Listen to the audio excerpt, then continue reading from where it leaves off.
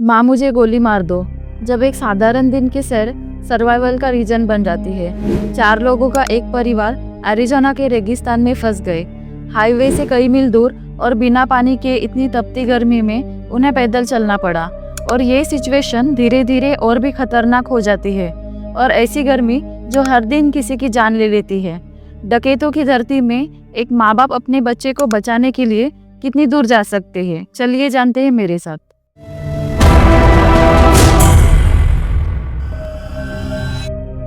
शेली और उसकी 2 बेटियां और नया बॉयफ्रेंड रोजर एरिज़ोना के रेगिस्तान में दोपहर को एंजॉय कर रहे थे।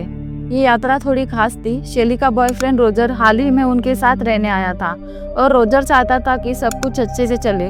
बड़ी बेटी टिफनी हमेशा एक पिता जैसी शख्सियत ढूंढती रहती थी, इसलिए शेली को लगा अगर वो बच्चों को इतना पसंद है और वो एक अच्छे पिता जैसा लगता है तो क्यों ना उसे एक मौका दिया जाए। इसलिए शेली को लगा यह छोटा सा ब्रेक फैमिली के लिए अच्छा होगा।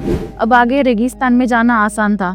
उन्होंने साथ बस कुछ हॉट डॉग और ब्रेड ले लिए थे और ये रेगिस्तान उनके घर से लगभग 40 मील दूर था। रोजर के लिए यह जगह नई थी, लेकिन शेली बचपन से ही यहाँ आती रहती थी। एरिज़ोना का रेगिस्तान बहुत बड़ा है, करीब 1,20,000 मीटर स्क्वायर में फैला हुआ, और ये दुनिया के सबसे कठोर इलाके में से माना जाता है। लेकिन शेली और उनकी 2 बेटियों को यह जगह उनके पसंदीदा गेम्स और रोमांच के लिए बिल्कुल सही लगती थी। शेली जानना चाहती थी कि उसका नया बॉयफ्रेंड रोजर यहाँ कैसे निभाएगा। रोजर दफ्तर में एसी में काम करने वाला इंसान था और घर पर कोई काम आ जाए तो वो किसी को बुला लेता था। अब सब कुछ अच्छा चल रहा था, दिन अच्छे से गुजरा, लेकिन शाम 4 बजे के बाद शेली चाहती थी कि अंधेरा होने से पहले घर लौट जाए। और वहाँ बहुत गैरकानूनी स्मगलिंग होती है और शेली को मैक्सिकन बॉर्डर के पास गुंडों से डर था, जो किसी को भी रास्ते से हटाने से नहीं डरते। अब आगे वापस लौटते समय हालांकि शेली को रेगिस्तान अच्छे से पता था, लेकिन घर लौटते हुए आधे घंटे के बाद उसे लगा कि यह इलाका कुछ अनजाना है। पर शेली को लगा चलो आगे बढ़ते हैं, शायद कोई मेन रोड मिल जाएगा। लेकिन रास्ता और ऊबड़ खाबड़ होता गया और वे गहराई में फंसते चले गए। आखिरकार सूखी नदी के किनारे पहुंच गए और नदी के किनारे बहुत खड़े थे। शेली को लगा वो पार नहीं कर पाएगी क्योंकि उनकी गाड़ी 2 व्हील ड्राइव थी और बस पिछले पहिए में ही ताकत थी। तब रोजर बोला मैं चला लेता हूँ, मैं निकाल दूंगा। लेकिन गाड़ी नीचे से अटक गई। पिछले पहिए हवा में घूमते रहे और गाड़ी पूरी तरह रेत में फंस गई। उन्होंने कोशिश की, लेकिन पहिए इतनी ऊंचाई पर थे कि वजन पड़ नहीं रहा था। कोई फावड़ा भी नहीं था क्योंकि वे तो बस पिकनिक के लिए निकले थे।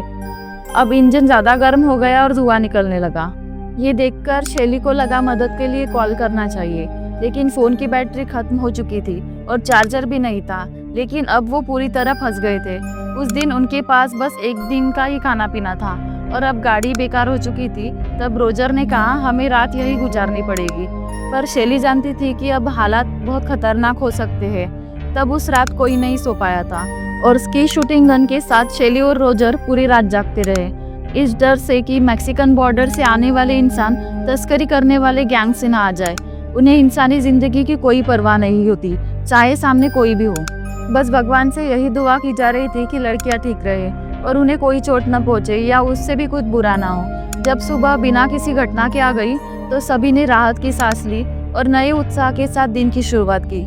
उन्हें सच में लगा था कि दिन का उजाला उनकी मदद करेगा, ताकि सब साफ देख सके कि हम किस हालत में हैं। ट्रक अब भी मजबूती से फंसा हुआ था और रोजर जानता था कि उसे कुछ सोचना होगा ताकि वह अपने नए परिवार को सुरक्षित घर पहुंचा सके। उसे याद आया एक ट्रक जो वो थोड़ी देर पहले पार कर चुके थे। हो सकता है उसमें जैक हो। वहाँ एक ब्रोंको था जिसके पास से वो गुजरे थे। वहाँ तक पहुँचने के लिए 4 मील की पैदल यात्रा करनी थी और सिर्फ 2 छोटी पानी की बोतलें के साथ थे। वो भयंकर गर्मी में गंभीर हाइड्रेशन का जोखिम उठा रहे थे। रोजर को पता था कि सलाह यही है कि गाड़ी के साथ रहो, और वो सोच रहा था कि गाड़ी में एसी है, लेकिन अगर सब गाड़ी में बैठे रहे तो सब वही दिनों तक फंसे रहेंगे। वह रास्ता सुनसान पड़ा था और सुबह 7 बजे ही सूरज उन्हें थका देने लगा था। वो नहीं जो सभ्य देशों के लोग आमतौर पर सहन कर पाते हैं। 85 से 90 डिग्री नहीं, ये फैमिली 115 से 118 डिग्री के बीच रह रहे थे। ये खासतौर पर बच्चों के लिए मुश्किल था। उनके कम शरीर के वजन की वजह से वे जल्दी पानी की कमी यानी कि डिहाइड्रेशन का शिकार हो जाते हैं। हर 20 फुट पर हर कोई पानी पी रहा था और रोजर देख रहा था कि केवल छोटी पानी की बोतल बची है जिसे उन्हें बचा कर रखना था। अब वो पुरानी पड़ी हुई कार के पास पहुंच गए। तीव्र गर्मी और बच्चों के लिए बार बार रुकने की वजह से उन्हें ब्रोंको तक सिर्फ 4 मील चलने के लिए 5 घंटे लगे। फिर सबने सब कुछ जांचना शुरू कर दिया। हर चीज उठाई, सोचते हुए यहाँ तो जैक होना चाहिए, पर कुछ नहीं मिला। अब बोतल में करीब 3 इंच जितना पानी बचा था। तब रोजर जानता था कि अगर उसे अपने नए परिवार को मुसीबत से निकालना है तो उसे बड़ा कदम उठाना होगा। तब रोजर ने शेली को कहा कि तुम बच्चों के पास रहो और मैं मदद लेने जाऊंगा। तुम लोग छांव में रहो और बस इस बात पर भरोसा रखो कि मैं वापस आऊंगा, क्योंकि रोजर को पता था कि अकेले बहुत तेजी से पहुंच सकता हूँ। अब रोजर ने सबको भरोसा दिलाकर धीरे धीरे चलना शुरू किया। रोजर की मदद पाने की सबसे अच्छी संभावना मुख्य सड़क खोजने में थी, लेकिन उसे बिल्कुल भी पता नहीं था कि वो कहाँ जा रहा है। केवल आधे घंटे में ही वो 118 डिग्री की गर्मी के असर महसूस करने लगा। शुरू में तो इतना बुरा नहीं था, लेकिन फिर एहसास होता है कि अब तुम्हें अपने मुंह से सांस लेनी नहीं चाहिए, क्योंकि हर सांस में जो गर्म हवा तुम ले रहे हो, तुम अपने मुंह में मौजूद नमी खो रहे हो। रोजर रेगिस्तान के विशाल जंगल में केवल एक ही रास्ता फॉलो कर रहा था, और यहाँ शेली और दोनों लड़कियाँ एक बेबस और लगभग निराशाजनक स्थिति में थे। उन्होंने अपनी सारी उम्मीदें रोजर पर टांगी थी, लेकिन 3 मील आगे वह पूरी तरह खो चुका था। रोजर अपनी दिशा बनाए रखने के लिए हर संभव कोशिश करने लगा। वो ये भी सोच रहा था कि जैसे ही मैं बाहर का रास्ता ढूंढता हूँ, मुझे यह भी तय करना होगा कि मैं यही रास्ता वापस कैसे ढूंढ पाऊंगा। दोपहर के मध्य तक रोजर का कोई निशान न देखकर शेली बेचैनी महसूस करने लगी। उसने लड़कियों से कहा, अगर रोजर मर गया, अगर हम यही बैठे रह गए तो हमें कभी मदद नहीं मिलेगी। हमें चलना ही होगा। जाना सबसे अच्छा विकल्प लग रहा था, लेकिन सूरज तेज चमक रहा था, पर वो 2 बच्चों के साथ थी। शेली जल्दी थकान महसूस करने लगी। ये कुछ ऐसा था जैसे आग के पास खड़े होना, लेकिन आग तुम्हारे सिर के ऊपर है और तुम महसूस कर सकते हो कि तुम जल रहे हो और तुम्हारी पूरी ऊर्जा खत्म हो रही है। रात होने से पहले मदद खोजने के स्ट्रॉन्ग विचार के साथ रोजर को चलते चलते 8 घंटे बीत जाते हैं। उसने इन हालातों में गंभीर संकटों का सामना किया और पूरे दिन कुछ भी नहीं खाया पिया। अचानक उसे ऐसा कुछ दिखता है जो उसे बचा सकता था। वहाँ एक गोलाशय का पानी का ट्रोफ था जो उसकी जिंदगी का सहारा बन सकता था, पर वो भी खाली निकला। पर कई घंटे चलने के बाद शेली और बच्चे सफोकेटिंग गर्मी में कोई दूरी तय करना मुश्किल पा रहे थे। अब तक रोजर का कोई निशान नहीं था। तब शेली ने देखा कि रोजर ने डिब्बे, बोतलें और सामान पेड़ों में रखना शुरू कर दिया था। अब वे उसी जंक्शन पर पहुंचते हैं जहाँ से रोजर पहले गुजरा था, लेकिन शेली नज़ारे को पहचान लेती है और सोचने लगी कि ये वो पहाड़ जानती है। अगर हम सीधे उन पहाड़ों के ऊपर जाए तो घर उस पहाड़ के उस तरफ है। शेली को एहसास होता है कि रोजर ने गलत रास्ता लिया है, वो रास्ता जो रेगिस्तान के अंदर ले जाता है। वो नहीं जानती थी कि क्या करे।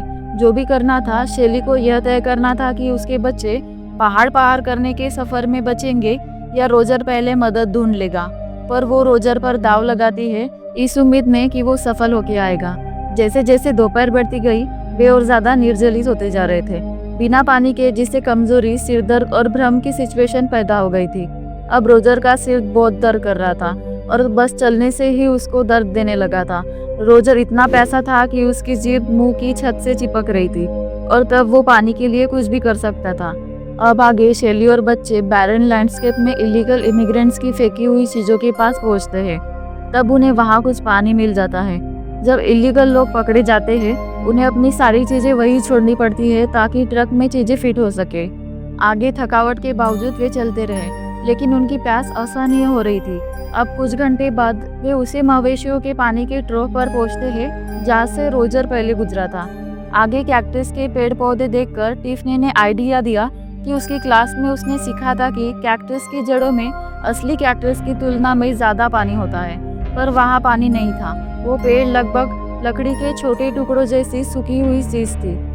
प्यास और हताशा अब और बढ़ जाती है जब उन्हें बिना पानी के रेगिस्तान में रात बितानी पड़ी। रोजर जानता था कि रात में रेगिस्तान कितना खतरनाक होता है। जैसे ही दिन समाप्त होता, रोजर केवल शेली और लड़कियों के लिए प्रार्थना कर सकता। अब शेली और बच्चे जंगल में अपनी दूसरी रात का सामना कर रहे थे। मतलब वो थके हुए थे और पिछली रात से ही जगे हुए थे और बिना नींद के पूरी रात भी जगे। पर शेली लड़कियों को चलो चलो लड़कियों, और हमें चलना ही होगा कहती रहती। भले ही वो कितने ही कमजोर हो, उन्हें 85 डिग्री की ठंडी रात के तापमान का अधिकतम लाभ उठाना होगा।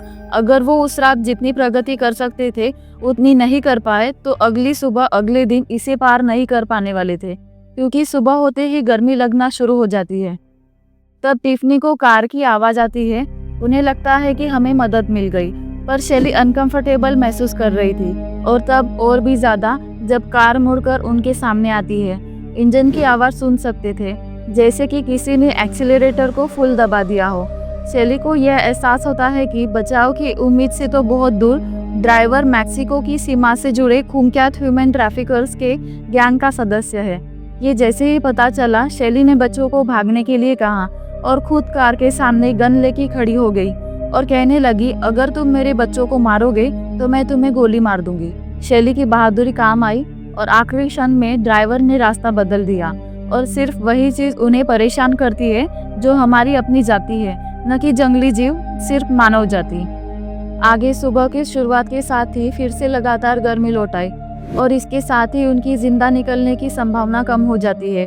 तब शैली को पता था कि वो दूसरे दिन तक नहीं टिक पाएंगे, और उसे ये भी पहले से ही पता था कि उनकी बचने की एकमात्र उम्मीद रोजर है, लेकिन वह भी संघर्ष कर रहा होगा, क्योंकि वह अपनी प्यास बुझाने के लिए कुछ भी करने की कोशिश कर रहा था, और इसलिए उसने सबसे पहले कैक्टस के टुकड़े अपने मुंह में डाले। तो एक पल के लिए अच्छा तो लगा, फिर एहसास हुआ कि जब मुंह में मौजूद नमी गायब हो जाती है तो यह लकड़ी के बुरादे जैसी हो जाती है। भले ही ये खाना घिनौना था, पर फिर भी कैक्टस ने उसे कुछ छोटे छोटे बूंदों में नमी जरूर देती थी। अब 24 घंटे बीत चुके थे जब लड़कियों ने कुछ पानी नहीं पिया, जिसकी वजह से वो बेताब थी। तब सब एक पॉइंट पे अपना दिमाग खो चुके थे, सब पूरी तरह से निर्जलित थे। इसलिए टिफनी को याद आया कि हमारी साइंस की क्लास में बताया गया था कि आप अपना खुद का पेशाब पी सकते हैं। तब टिफनी कहती है, माँ मुझे बस कुछ लेना ही होगा, मुझे बहुत प्यास लगी है, जिसकी वजह से उसने गेटोरेट की बोतल में पेशाब कर दी। उन्हें सच में लिक्विड्स की बहुत ज़रूरत थी। फ्रेंड्स, ऐसे हालात में आप अपने शरीर का 10% तक वजन लिक्विड की कमी की वजह से खो सकते हैं, और ये सच में ज़्यादा जानलेवा हो सकता है। और फिर शैली ने माइकेला को भी इसे पीने के लिए कहा।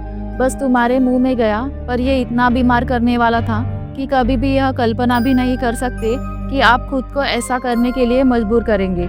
आगे बचाव के कोई संकट न होने पर शैली ध्यान खींचने के लिए अंतिम प्रयास करती है और आग जलाना शुरू करती है, पर सूरज लगातार ऊंचा होता जा रहा था। रोजर में गंभीर डिहाइड्रेशन के लक्षण दिख रहे थे। पानी की कमी माइंड को आवश्यक संकेत भेजना बंद कर रही थी और आंखों को धुंधला कर रही थी। अब रोजर का शरीर हार मानने लगा था। एक पॉइंट आता है, उसकी बॉडी पसीना छोड़ना बंद कर देती है, क्योंकि अब उसके शरीर में कोई नमी नहीं बची जो छिद्रों से बाहर आ सके।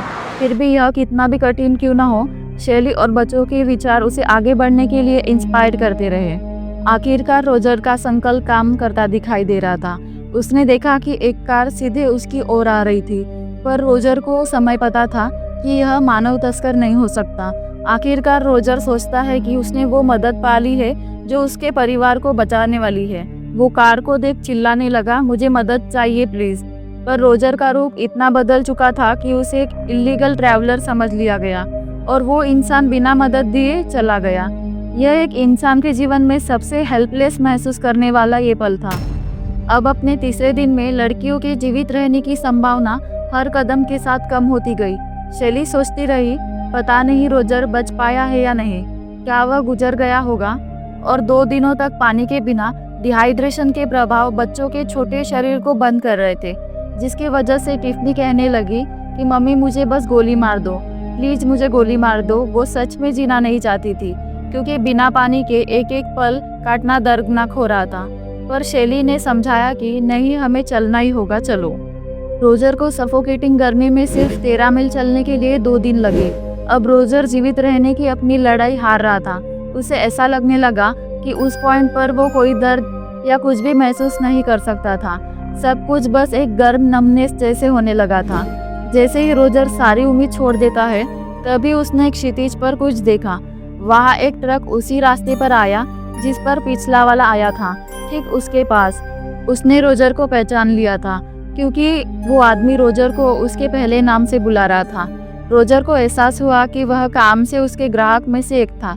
ये बहुत अच्छा हुआ था और रोजर अब सुरक्षित था। लेकिन कुछ मील दूर लड़कियां और आगे नहीं बढ़ सकती थी। बिना किसी छाया के शेली बस इतना ही कर सकती थी कि अपने बच्चों को ठंडा करने के लिए रेत में दफनाने लगी। शेली अब बच्चों के पास रेंगती रही क्योंकि शेली बहुत कमजोर हो चुकी थी, जिसकी वजह से और चलना मुश्किल था और उसने बस बच्चियों पर मिट्टी डालना शुरू कर दिया। पर बच्चियां मदद के लिए रो रही थी और शेली भी उनकी कोई मदद नहीं कर सकती थी। पर यह बच्चियों को गर्मी से बचाने का एक आखिरी डेस्परेट प्रयास था। लेकिन दिल ही दिल में शेली जानती थी कि अब बहुत देर हो चुकी है। और जब रेस्क्यू टीम्स पहुंचते हैं और रोजर को हॉस्पिटल चलने के लिए कहा, पर रोजर ने कहा कि मैं अपने परिवार को लाने जाऊंगा, वो अभी तक धूप में होंगे और मैं आपको दिखा सकता हूँ कि वो सब कहाँ मिलेंगे। आगे सर्च टीम घंटों तक चलती रही, लेकिन विशाल जंगल में शेली और लड़कियों का कोई संकेत नहीं था।